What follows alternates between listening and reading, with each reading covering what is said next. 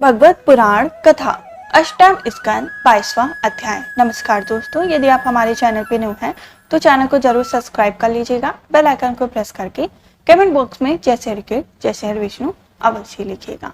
यदि आप गर्भवती माता हैं तो आप इसको प्रतिदिन प्रातः काल के समय या शाम काल के समय अवश्य ही सुने, जिससे आपको शेष कम करने वाली संतान की प्राप्ति हो। जैसे संतान की आप कामना करते हैं, श्री हरि विष्णु की कृपा से आपको वैसे संतान की प्राप्ति हो। यदि आप इन कथाओं को प्रतिदिन सुन रहे हैं तो आपके ऊपर विष्णु भगवान की विशेष कृपा है। जो आपके गर्भ में बालक है उस पर भी विष्णु भगवान की विशेष कृपा है, जो आप यहाँ तक पहुंच पाए हैं। अगर आप यहाँ तक पहुंच पाए हैं तो इन कथाओं को बीच से मत छोड़िए, प्रतिदिन इसको सुनिए, जिससे आपके गर्भ में जो भी संतान है वह बहुत शेष कम करने वाली संतान बने। आइए हमारा 22वां अध्याय प्रारंभ करते हैं। उससे पहले अगर आप हमारे चैनल पे न्यू हैं तो इसको प्रथम स्कंद से अवश्य सुने, जिससे आपको इसका पूरा सार समझ में आए, इसका पूरा फल प्राप्त हो। 22वां अध्याय प्रारंभ। बलि का बंधन से छूटकर सूतल लोक को जाना। श्री सुखदेव जी कहते हैं, जब सनातन पुरुष भगवान ने इस प्रकार कहा तो साधुओं के आदरणीय महान अनुभव दैत्यराज के नेत्र में आंसू छलक आए। प्रेम के उद्देश्य से उनका गला भर आया। वे हाथ जोड़कर गदगद वाणी से भगवान से कहने लगे। बलि ने कहा, प्रभु मैंने तो आपको पूरा प्रणाम भी नहीं किया, केवल प्रणाम करने मात्र चेष्टा भर की। इससे मुझे वह फल मिला जो आपके चरणों के शरणागत भक्तों को प्राप्त होता है। बड़े बड़े लोकपाल और देवताओं द्वारा आपने जो कृपा कभी नहीं की वह मुझ जैसे नीच असुर को सहज ही प्राप्त हो गई। श्री सुखदेव जी कहते हैं, परीक्षित यूं कहते ही बलि वरुण के पासों से मुक्त हो गए। तब उन्होंने भगवान ब्रह्मा जी और शंकर जी को प्रणाम किया और इसके बाद बड़ी प्रसन्नता से असुरों के साथ सूतल लोकों की यात्रा की। इस प्रकार भगवान ने बलि को स्वर्ग राज्य लेकर इंद्र को दे दिया। अदिति की कामना पूर्ण हुई और स्वयं उपेंद्र बनकर वे सारे जगत का शासन करने लगे। जब प्रहलाद ने देखा कि मेरे वंशधर पौत्र राजा बलि बंधन से छूट गए और उन्हें भगवान के कृपा प्रसाद प्राप्त हो गई, तो वे भक्ति भाव से भर गए। उस समय उन्होंने भगवान की इस प्रकार स्तुति की। प्रहलाद ने कहा, प्रभु यह कृपा प्रसाद तो कभी ब्रह्मा जी, लक्ष्मी जी, शंकर जी भी नहीं प्राप्त हुआ, तब दूसरों की बात ही क्या है। अहो विश्वनाथ ब्रह्मा आदि भी जिनके चरणों की वंदना करते रहते हैं, वही आप हम असुरों के दुर्गपाल किलेदार हो गए। शरणागत वत्सल प्रभु ब्रह्मा आदि लोकपाल आपके चरण कमलों के मकरंद रस सेवन करने के कारण सृष्टि रचना की शक्ति आदि अनेक विभूति प्राप्त करते हैं। हम लोग तो जन्म से ही खल और कुमार्गी हैं। हम पर आपकी ऐसी अनुग्रह पूर्ण दृष्टि हो कैसे हो गई, जो आप हमारे द्वारपाल ही बन गए।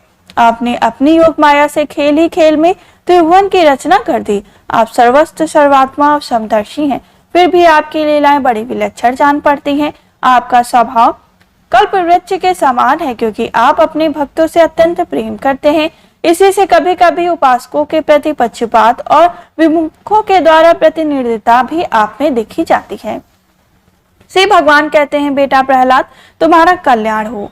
अब तुम भी सूतल लोक में जाओ, वहां अपने पौत्र बलि के साथ आनंद पूर्वक रहो, जाति बंधुओं को सुखी करो। वहां तुम मुझे नित्य ही गदा हाथ में लिए खड़ा देखोगे। मेरे दर्शन के परम आनंद में मग्न रहने के कारण तुम्हारे सारे कर्म बंधन नष्ट हो जाएंगे। श्री सुखदेव जी कहते हैं, परीक्षित समस्त दैत्य सेना के स्वामी विशुद्ध बुद्धि प्रहलाद जो आज्ञा कहकर हाथ जोड़ भगवान का आदेश मस्तक पर चढ़ाए, फिर उन्होंने बलि के साथ आदि पुरुष भगवान की परिक्रमा की, उन्हें प्रणाम किया और उनसे अनुमति लेकर सूतल लोक की यात्रा की। परीक्षित उस समय भगवान श्री हरि ने ब्रह्मवादी ऋषियों की सभा में अपने पास ही बैठे हुए शुक्राचार्य से कहा, ब्राह्मण आपका शिष्य यज्ञ कर रहा था, उसमें जो त्रुटि रह गई उसे आप पूर्ण कर दीजिए, क्योंकि कर्म करने में जो कुछ भूल चूक हो जाती है वह ब्राह्मणों की कृपा दृष्टि से सुधर जाती है। शुक्राचार्य ने कहा, भगवान जिसने अपना समस्त कर्म समर्पित करके सब प्रकार से यज्ञेश्वर यज्ञ पुरुष आपकी पूजा की है, उसके कर्म में कोई त्रुटि कोई विषमता कैसे रह सकती है। क्योंकि मंत्रों के अनुष्ठान पद्धति देश काल पात्र और वस्तु की सारी भूलें आपके नाम कीर्ति मात्र से सुधर जाती है। आपका नाम सारी त्रुटियों को पूर्ण कर देता है। तथापि अनंत जब आप स्वयं कह रहे हैं तब मैं आपकी आज्ञा का अवश्य पालन करूंगा। मनुष्य के लिए सबसे बड़ा कल्याण का साधन यही है कि वह आपकी आज्ञा का पालन करे।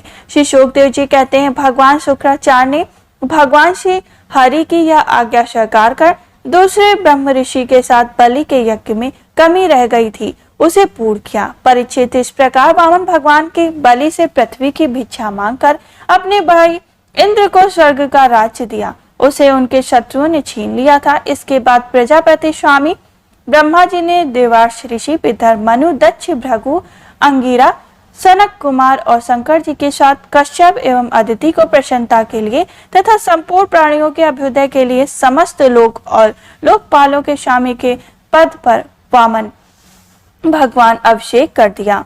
परीक्षित, वे समस्त देवता धर्म, यश, लक्ष्मी, मंगल, व्रत, स्वर्ग और अपवर्ग सबके रक्षक हैं। रूप में सबके परम कल्याण के लिए सर्वशक्तिमान वामन भगवान उन्हीं को उपेंद्र का पद दिया। उस समय सभी प्राणियों की अत्यंत आनंद हुआ। इसके बाद ब्रह्मा की अनुमति से लोकपालों के साथ देवराज इंद्र ने वामन भगवान को सबसे आगे विमान पर बैठाया और अपने साथ स्वर्ग ले गए।